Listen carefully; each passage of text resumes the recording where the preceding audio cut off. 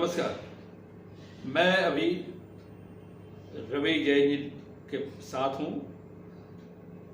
रवि जैन जी ने यूपीएससी यानी civil services की परीक्षा जो 2019 की थी उसे सफल ही नहीं हुए बल्कि पूरे देश में 9वां स्थान प्राप्त किया। तो आइए जानते हैं देवघर के रहने वाले, देवघर झारखंड के रहने वाले रवि जैन जी ने ये सफलता अर्जित करने में कितना श्रम किया, कितनी मेहनत की, कितनी तैयारी की, हम उनसे जानते हैं। तो नमस्कार। सबसे पहले ये बताएं रवि जी कि आपके मन में यूपीएससी परीक्षा देनी है, यूपीएससी में जाना है या आईएएस बनना है, इसके लिए ये आपके दिमाग में ये बात कब आई? देखिए, झारखंड में रह के, देवघर में रह के हमेशा से जिला प्रशासन का काम देखते और उनका महत्व को समझते हैं। तो शुरू से मन था, लेकिन क्योंकि एग्ज़ाम डिफ़िकल्ट होता और इंजीनियरिंग कर ली थी तो उसके बाद लगा था कि थोड़े दिन जॉब कर लेता हूँ और फिर उसके बाद मतलब एग्ज़ाम दूंगा। तो 3 साल जॉब करने के बाद मैंने 2012 में ग्रेजुएशन किया। उसके बाद 2015 में सिविल सर्विसेज की तैयारी शुरू की थी। तो इंजीनियरिंग करने के बाद आपने नौकरी की?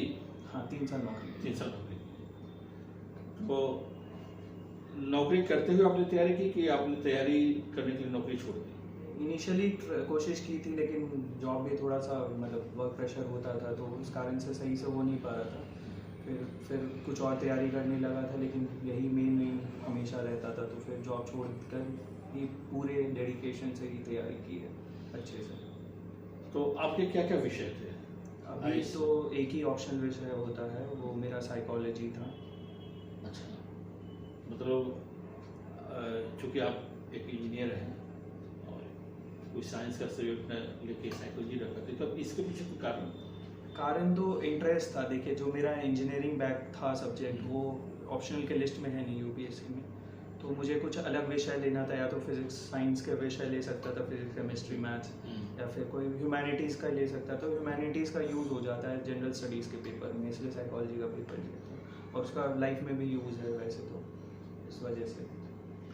तो कितने साल आपको तैयारी करनी पड़ी और क्या क्या किस तरह से तैयारी की आपने? 2015 में तैयारी शुरू की थी और 2 साल मतलब कड़ी मेहनत की है, बिल्कुल फुल पूरे दिन डेडिकेशन के साथ। पहला मेंस मैंने दिया था 2017 में, तो 2 साल लगभग वहाँ वैसे 10-12 घंटे पढ़ के मेहनत की थी। उसके बाद फिर बस एग्ज़ाम के टाइम पे ही पढ़ता था, मतलब प्रीलिम्स के पहले 1.5-2 महीने, मेंस के पहले 3-4 महीने, इंटरव्यू में जितना भी समय मिलता था। अच्छा, आपने जैसे साइकोलॉजी लिया और ह्यूमैनिटीज आपने कहा कि बाकी पेपरों में जो है मदद मिलता है और बाकी सारी चीज़ें जीके के लिए होती है, उसके लिए क्या करते थे जनरल नॉलेज के लिए? देखिए, यहाँ जनरल नॉलेज की जगह जनरल साइंस बोलते हैं यूपीएससी, क्योंकि फैक्ट पे फोकस नहीं रहता है, समझ पे, अंडरस्टैंडिंग पे, नॉलेज पे फोकस रहता है। तो उसके लिए हम न्यूज़पेपर पढ़ना बहुत ही महत्वपूर्ण है। तो मैं हिंदू और इंडियन एक्सप्रेस न्यूज़पेपर पढ़ता था डेली, ऑलमोस्ट डेली में 4-5 साल जितने भी दिन तैयारी की थी ऑलमोस्ट डेली पढ़ता था। और उसके अलावा जो बुक्स होते हैं जनरल नॉलेज के लिए, जैसे जनरल साइंस के लिए, तो जैसे आपका पॉलिटी होता है, इकोनॉमिक्स होता है, उसके लिए जो भी बेसिक बुक्स हैं एनसीईआरटी के, वो सब पढ़ता था मैं। जब आपने नौकरी छोड़ के पूरी तरह से जब तैयारी में जुट गए तो कितने घंटे आप स्टडी करते थे? जैसा मैंने बोला था, 10-12 घंटे मिनिमम कोशिश रहती थी। कई बार कम हो जाते थे, कई बार ज़्यादा भी निकल जाते थे, लेकिन एवरेज 10 से 12 घंटे कोशिश रहती थी हमेशा। तो खुद ही पढ़ते रहे कि कहीं और भी आपने कोई कोचिंग ली थी मैंने इनिशियली फर्स्ट ईयर में, जीएस के लिए भी और ऑप्शनल के भी, क्योंकि ऑप्शनल मेरा मतलब कभी मैंने पढ़ा नहीं था एकेडमिकली ये सब्जेक्ट, तो इसलिए ले लिया था मैंने। और जीएस की भी कोचिंग की थी शुरू में, बट उसके बाद फिर जो 2016 के बाद मैंने कम्प्लीटली अपने ओन में तैयारी की है। जैसे मेंस हो गया, मेंस के बाद जो है एक बड़ा अहम जो होता है जो इंटरव्यू का, तो उसके बाद क्या तैयारी आपने कैसे तैयारी की इंटरव्यू की? देखिए, इंटरव्यू पे फोकस वो होता है यूपीएससी का, यूपीएससी उसको पर्सनालिटी टेस्ट बोलते हैं, इंटरव्यू नहीं लेती है।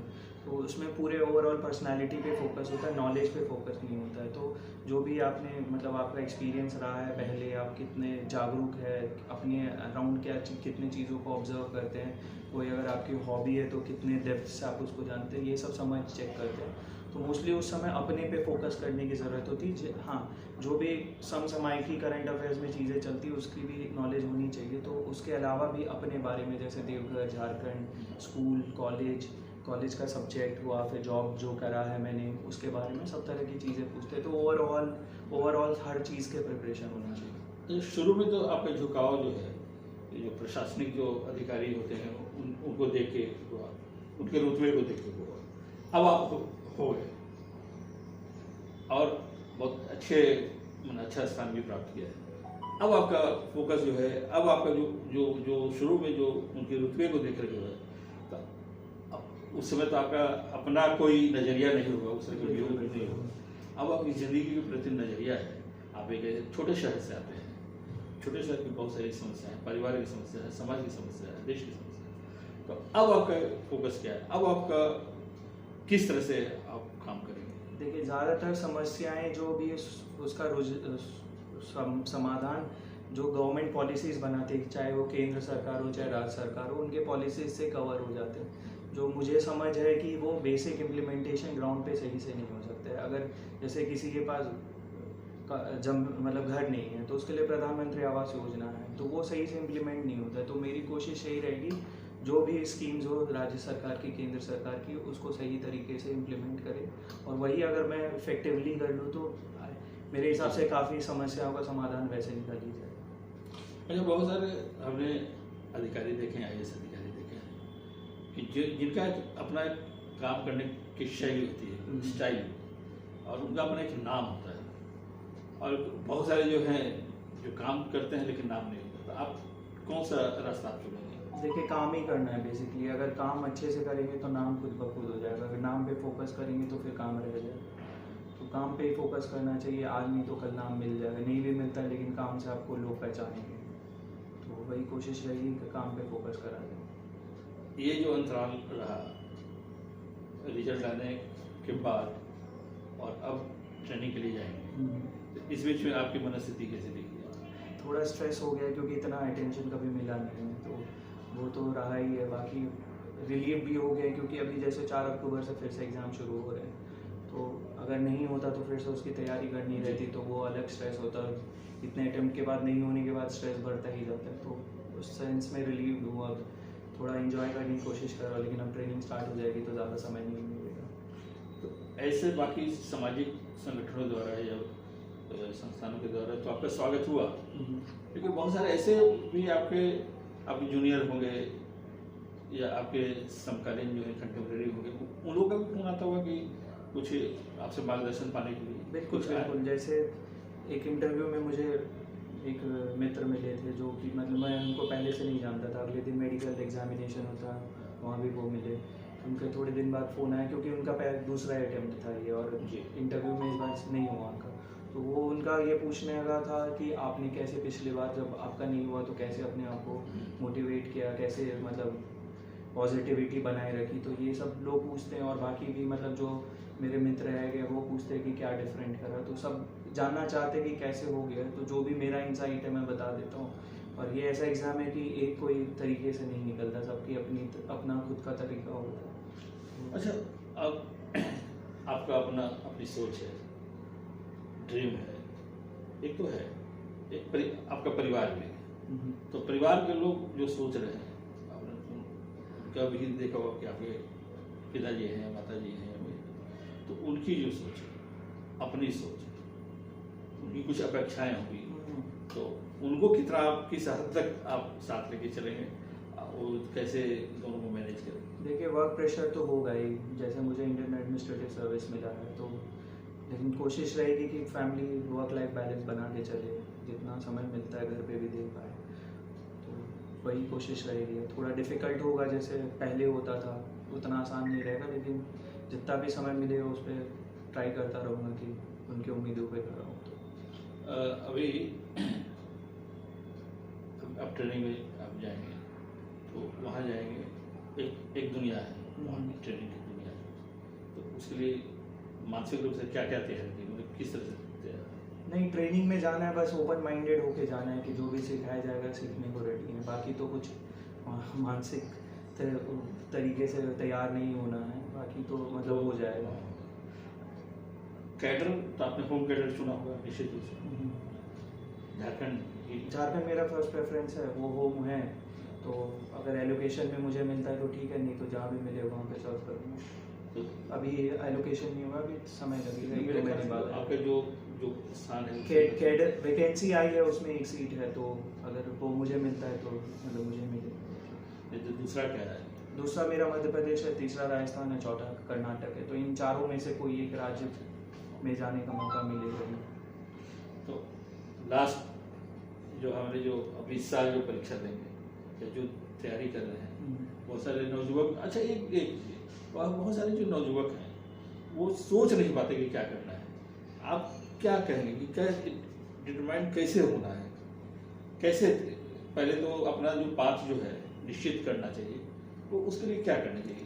देखिए, एक दो लोगों का मतलब जो भी जर्नी रहा है उनके बारे में पढ़े, उनसे बात करने का मौका मिलता है तो मिले, बस फिर अपनी ही जर्नी स्टार्ट कर दे। ये नहीं कि सिर्फ और भी लोगों का पढ़ते रहे, क्योंकि मैंने देखा है लोग बहुत ज़्यादा भटक जाते हैं इन सब हाँ। चीज़ों को देख के। तो मेन यहाँ पे यही है कि खुद से पढ़ना है, खुद से ही अपना रास्ता ढूंढना है। थोड़ा बहुत अगर रास्ते में भटकते हैं तो सपोर्ट से या समझ से समझा जा सकता है। सबसे पहले खुद को जज करना कि हाँ। आप लोग अब क्या कर सकते हैं, क्या खुद बनना को है। इवैल्यूएट करना कि आप कहाँ पे है और कैसे सही रास्ता अपनाया जाए, तो उस पर ध्यान दें। तो किसी से मार्गदर्शन भी लेना चाहिए, किसी से कि अब खुद को ही तय करना। बिल्कुल मार्गदर्शन लेना चाहिए, लेकिन अगर आपको नहीं समझ में आता है, आपको लगता है कि आप उनका जो कहा है सही नहीं है, तो आप अपना ट्राई करिए, लेकिन फिर रीअसेस करते रहिए। अगर गलत रहा हो गया तो फिर जो उन्होंने बोला उनको फॉलो करिए। तो लास्ट में जो अभी तैयारी कर रहे हैं उनके लिए आप क्या संदेश देते हैं? मैं तो ये बोलूँगा, अब तो ज़्यादा समय बचा नहीं है प्रीलिम्स के लिए, जो इस साल अपीयर कर रहे हैं, तो अपना कंपोजर काम मेंटेन करें, और जितनी तैयारी की उतने में भी सफलता हासिल हो सकती है, तो बस उसके लिए तो ऑल द बेस्ट। और जो अभी स्टार्ट कर रहे हैं वो मतलब ये मान के चले कि अभी थोड़ा जर्नी डिफ़िकल्ट होगा, तो डेडिकेशन से और परसिवरेंस रखिए अपना, और काम करते रहें। अच्छा, परिवार में या देवघर में, खासकर परिवार में किन्हीं से प्रभावित रहे हैं, किन्हीं की कार्यशैली से, किन्हीं के व्यक्तित्व से? देखिए, प्रशासनिक सेवा और सब मतलब ये गवर्नमेंट सर्विस में तो कोई रहा नहीं। बड़े पापा मेरे समाज सेवा करते रहे, तो उनको देखता रहा, तो उससे थोड़ी प्रेरणा मिली है। तो अभी मैं बात कर रहा था रवि जैन जी से, निश्चित रूप से अभी जो सिविल सर्विसेज परीक्षा जो हुई 2019 का जो परीक्षा फल आया है, तो उसमें उन्होंने 9वां स्थान देश में प्राप्त किया। जो इस परीक्षा में जो उम्मीद की जाती है, जिस विजन की और जिस तैयारी की, उस तैयारी के साथ रवैया है और अपनी सफलता का पताका फहराया, और आगे के जीवन में भी वो वही सफलता प्राप्त करेंगे, देश का, अपने शहर का, राज्य का और देश का नाम रोशन करेंगे। उनको बहुत बहुत शुभकामनाएं कि ट्रेनिंग के लिए या बात के कार्यों के लिए। तो धन्यवाद रवि जी, शुभकामनाएं।